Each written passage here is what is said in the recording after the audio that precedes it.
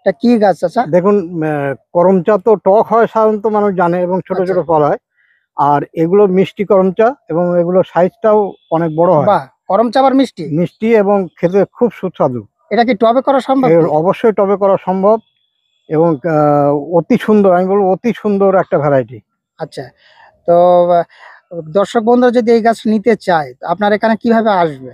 এটা কলকাতা থেকে যদি ট্রেনে কেউ আসতে চায় তাহলে মালতীপুর স্টেশনে নেমে অটোরিক্সা ধরে কেন্দুয়া গোপালপুর মাছের কাটা বললে যে কোনো অটোওয়ালা নামিয়ে দেবে। আমাদের মাছের কাটার পাশেই নার্সারি, আচ্ছা আচ্ছা। এখানে নিতে পারে, বা অনলাইনে যদি কেউ মনে করে নেবে অনলাইনে দেওয়া অনলাইনে সম্ভব, দেওয়া অল সম্ভব। ইন্ডিয়া। হ্যাঁ, আচ্ছা, তো এবার আমরা জেনে নেবো আপনার কন্ট্যাক্ট নাম্বারটা। 6295289714।